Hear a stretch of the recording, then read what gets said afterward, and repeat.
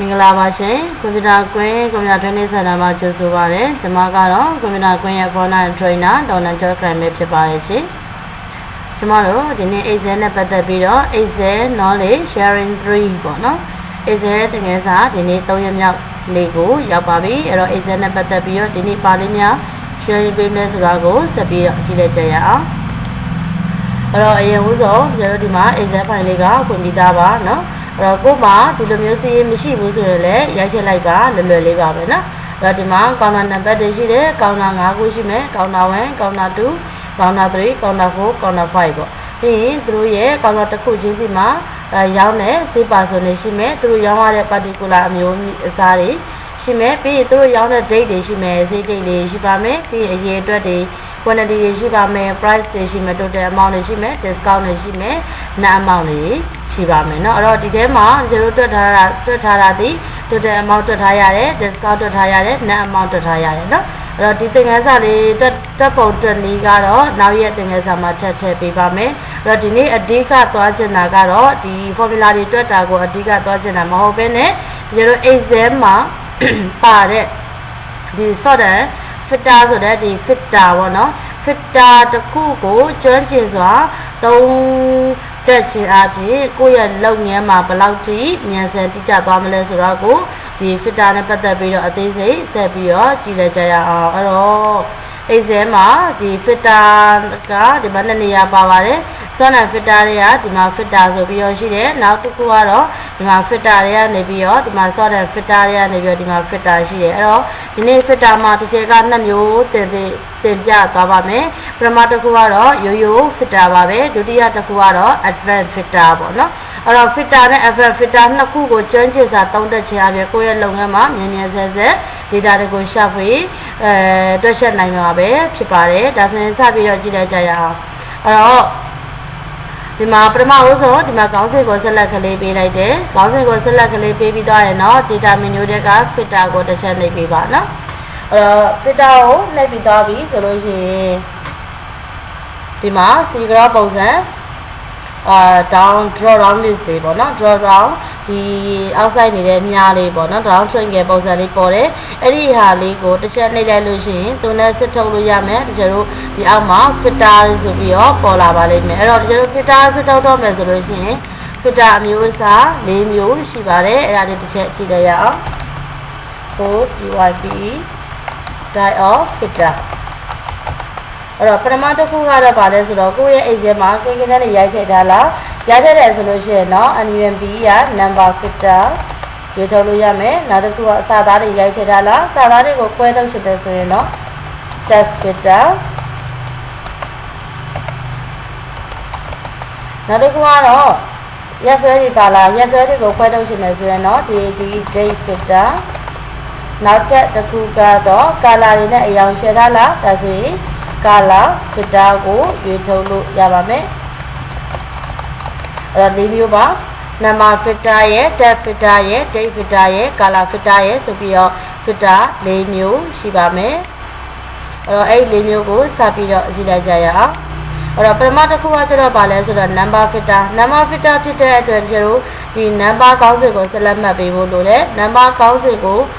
ဒီ number ကောင်းစဉ်ရဲ့အောက်ကမြားလေးကိုတစ်ချက်နှိပ်ပေးဖို့လိုရယ်နော်ဘယ်လိုမျိုးကြီးကောင်းစဉ်ကိုတော့ဆက်လက်မှတ်ပေးစရာမလိုပါဘူးကျတော့ဒီအောက်ကမြားလေးကိုတစ်ချက်နှိပ်လိုက်ရင်ရပါပြီသူရဲ့အောက်တက်မှာ number filter မှာဘာတွေပါလဲဆိုရင် equal တော့ does not equal တော့ greater than less than เนาะပြီးရင်ဒီမှာ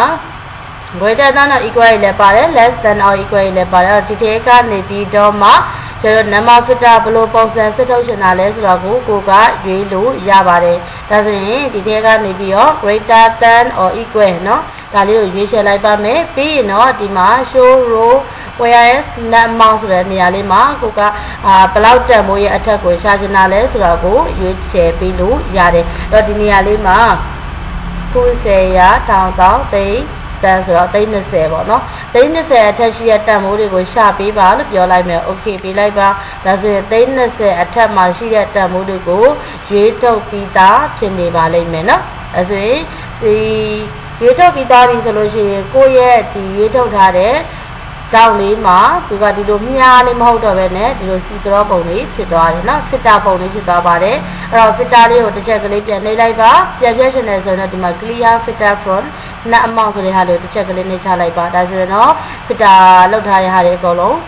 ကြောက်သွားပါပြီနော်โอเคဒါဆိုတစ်ချက်နှိပ်ကြည့်ပါပြီးတော့ရင် number fitter လေးကိုသွားပါဒီတခါကျရင် less than ချကြည့်ပါမယ်နော်โอเค30 90ရာထောင်တောင်း30ရဲ့အောက်ကိုရှာမယ်ဟုတ်ပြီဒါဆိုရင်ဒီထဲမှာ30အောက် data တွေပဲပါမယ်30အထက် data တွေမပါတော့ပါဘူးဒါလေးကတော့ number fitter လေးရဲ့အသုံးဝင်ပုံလေးပါနောက်တစ်ခုကတော့ test fitter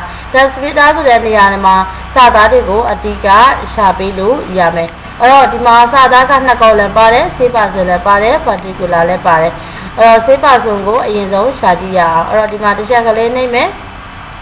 ပြီးတော့ရင်တော့ဒီထဲကနေပြီးတော့ test fitter လေးကိုတစ်ချက်ဒီ select all လေးပေါ့နော် select all လေးကိုပြုတ်လိုက် test fitter ကနေသွားလဲရတယ်ဒီ select all ကနေသွားလဲရတယ်ပထမတစ်ခုဒါလေးကနေအရင်သွားကြည့်ရအောင်အဲ့တော့ဒီထဲကနေပြီးတော့ a theta ကိုနှိပ်လိုက်ပါ okay ဒါဆိုရင် a theta ရဲ့စရင်းနေ total စုစုပေါင်းမယ်ရွေးထုတ်နေပါလိမ့်မယ်ပြီးရင်တော့ short စုကိုလိုချင်တယ်ဆိုရင်လည်း short စုကို select ကလေးပေးလိုက်ပါ a theta နဲ့ short စုနှစ်ယောက်ရဲ့ total ကိုပေါ်ပြပေးနေပါလိမ့်မယ် okay okay ဒါဆိုရင်နောက်တစ်ခုဆက်ပြီးတော့ကြည့်ရအောင် clear fitter နောက်တစ်ခုကဘာလဲဆိုတော့ test fitter မှာသူက equal ညီတဲ့ကိုရှာတဲ့စာနဲ့ညီတဲ့ဟာတွေကိုရွေးထုတ်ချင်တာလားဒါမှမဟုတ် does not equal begin with end with containing not containing ဆိုပြီးတော့ကိုယ်စိတ်ကြရှာလို့ရတယ်အဲ့တော့ဒီထဲကနေပြီးတော့ဘာကိုရှာမလဲဆိုရင်ဟိုမှာ containing ပေါ့နော် containing ကိုရှာလိုက်မယ်ရှာတဲ့အခါမှာကိုရှာကျင်တဲ့လူဒီမှာစုပါတာရှိလားပေါ့နော်စုပါတာနဲ့အကုန်ရှာပေးမယ်ဆိုရင် okay ပေးလိုက်ပါဒါဆိုရင်စုပါတာနဲ့ရှာသွားပါပြီစုလည်းရှာပေးနိုင်ပါတယ်ရှော့စုလည်းရှာပေးနိုင်ပါတယ်ရှစ်စုလည်းရှာပေးနိုင်ပါတယ်ဒါဆိုရင်တော့စုပါတာအကုန်လုံးကိုရှာပြပေးသားတာပဲဖြစ်တယ်ဒါလေးကတော့ဒီ test fitter ဆိုတဲ့အထက်ကကိုရှာကျင်တဲ့ဟာကိုရွေးထုတ်လိုက်လို့ရတယ်ဟုတ်ပြီဒါဆိုရင် desktop content မပါတာကိုရှာမယ်ဟုတ်ပြီစုမပါတာကိုရှာပါမယ်โอเคဒါဆိုရင်တော့စုမပါတာ a theta ရဲ့မောင်လေးရဲ့မုံမြင့်ရဲ့ဆိုပြီးတော့ဒီမှာစုမပါတဲ့စာသားတွေကိုရွေးထုတ်ပေးရေးထုတ်ပြပေးသားတာပဲဖြစ်တယ်အဲ့တော့ဒီမှာတစ်ချက်ပြန်နေလိုက်မယ် clear fitter from ဒါလေးတစ်ချက်ပြန်နေလိုက်ဒါဆိုရင်ပုံမှန်တိုင်းပြန်ပြီးတော့ဖြစ်သွားပါလိမ့်မယ်ဒါဆိုရင်တော့ zero fitter နှစ်ခုရှိသွားပါပြီ number fitter ရဲ့ test fitter ရဲ့နောက်တစ်ခုကတော့ date fitter ပါ date fitter ဆိုတော့ zero ဒီမှာ date column ပေါ့နော် date column ကိုသွားပါမယ်အဲ့တော့ date column ထဲမှာ zero ရိုက်ထားတာဒီ2015ခုနှစ်ဖြစ်တဲ့အတွက်ဒီနှစ်အတွက်ရှာလို့တော့မရဘူးเนาะဘယ်လိုမျိုးလဲဆိုတော့ today လို့ဟာမျိုးပေါ့ yesterday တို့ tomorrow တို့ဒီလိုမျိုး next week တို့ this week တို့ last week တို့ဒါတွေရှာလို့မရပါဘူးအဲ့တော့ဒီကျတော့ကဘယ်နှစ်ရက်မှဘယ်နှစ်ရက်အတွင်းဝင်တာလဲဘယ်နှစ်ရက်ရဲ့အထက်ကြီးတာလဲဆိုတာကိုတော့ရှာလို့ရတယ်ဒါဆိုတော့ date fitter လေးကိုသွားလိုက်ပါဒီမှာ equal လား before လား after လား between လားဆိုတာကိုရှာလို့ရတယ်ဒါမှမဟုတ်ရင်လည်းသူ့ရဲ့အောက်မှာ select all လေးကိုဖြုတ်ချလိုက်ဒီမှာ January ကိုပဲကြည့်ချင်တယ်ဆိုရင် January ကိုနှိပ်ပြီးတော့ okay ပေးလိုက်မယ်ဆိုရင်လည်း January ရဲ့ total ကိုပဲပြပေးသွားပါလိမ့်မယ်တကယ်လို့ကိုက February ရဲ့ March လရဲ့လို့ချင်တယ် February January ကိုအမှန်ချင်းပြန်ပြီးတော့ဖြောက်လိုက်မယ် okay ဒါဆိုရင်တော့ February နဲ့ March လအတွင်းမှာရှိတဲ့ data တွေကိုပဲပြပေးသွားပါလိမ့်မယ်အဲ့ဒီလိုမဟုတ်ဘူးဆိုလို့ရှိရင်တော့ကျတို့နောက်ထပ်တနည်းလမ်းနဲ့ရှာလို့ရတာကကျတော့ date fitter ဆိုတဲ့နေရာလေးမှာ between နဲ့ရှာကြည့်မယ်ဥပမာ between နဲ့ရှာမှာဖြစ်တဲ့အတွက်ဒီနေရာလေးမှာကျတို့ဒီမှာ date လေးတွေရွေးလို့ရပါတယ် select match ရှင်လည်းရတယ် date လေးရွေးချင်လည်းရပါတယ်เนาะဒါလေးကကျတော့လက်ရှိ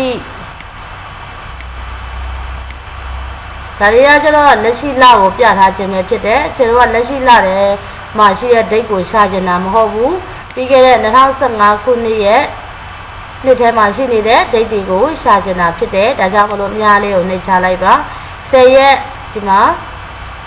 10ရက်တစ်လပိုင်းကနေပြီးတော့ဒီအောက်မှာ20ရက်4လတိရှာချင်တယ်โอเคဒါဆိုရင်10ရက်2လပိုင်းကနေပြီးတော့20ရက်4လအတွင်းမှာရှိတဲ့ data တွေကိုဖတ်ထုတ်ပြီးတော့ပြသွားပါတယ်เนาะအဲ့တော့ပြန်ပြီးတော့ဖြည့်ရှင်နေဆိုရင်တောင်းလေးကိုပြန်နှိပ်ပြီးတော့ clear fitter from ကိုနှိပ်ချလိုက်လို့ရမယ်နောက်တစ်ခုဒီမှာတစ်ချက်ကလေးနှိပ်လိုက်ပါနှိပ်ပြီးသွားပြီဆိုရင် date fitter ကိုသွားပါဒီမှာ video ကိုသွားပါဒီတစ်ခါရက်နည်းနည်းလေးပဲရှာကြည့်ပါမယ်เนาะအဲ့တော့တရက်တစ်လ2015ကနေပြီးတော့တရက်တစ်လ2015ကနေပြီးတော့ ဟိုမှာ12ရက်တလားအထိပဲရှာပါမယ်โอเคအဲ့တော့10ရက်နေ့ကနေပြီးတော့12ရက်အတွင်းမှာဝင်တဲ့ဒိတ်တွေစုစုပေါင်းကိုရွေးထုတ်ပေးသွားတာပဲဖြစ်တယ်ဒါလေးကတော့ date filter နဲ့ပတ်သက်ပြီးတော့ကျွန်တော်ရှာပေးသွားတာပဲဖြစ်တယ်နောက်တစ်ခုကကျတော့ color filter ကိုလုပ်ဖို့အတွက်ကျွန်တော်တို့ရဲ့အောက်က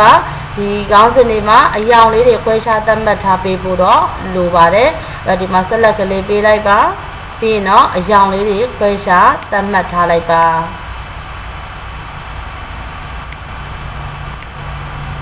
ကိုကြိုက်တဲ့အရောင်ချိန်လို့ရပါတယ် sorry okay အဲ့တော့ဒီလိုမျိုးလေးအရောင်လေးခွဲခြားသတ်မှတ်ပြီးသွားပြီဆိုလို့ရှိရင်เนาะကိုရှာခြင်းတဲ့ခေါင်းစဉ်ကိုသွားလိုက်ပါဘယ်ခေါင်းစဉ်မဆိုရပါတယ် color filter ပါပြီးသားပါအဲ့တော့ဒီမှာ filter ပိုင်း color ပေါ့နော်နာမ filter မဟုတ်ပါဘူး filter ပိုင်း color ပါအဲ့မှာအပြရောင်ကြည့်ခြင်းနဲ့ဒါဆိုရင်အပြရောင်လေးကိုရွေးထုတ်လိုက်ပါအပြရောင်filter တွေကြည့်အပြရောင် data တွေကြည့်ကြလာတာကိုတွေ့ရပါလိမ့်မယ်ပြန်ချက်ချင်တဲ့ဆိုတော့ clear ကိုပြန်နေလိုက်ပါပြီးရင်တော့နံအမောက်နှိပ်မယ်နံအမောက်နှိပ်ပြီးသားဆိုရင်ဒီမှာ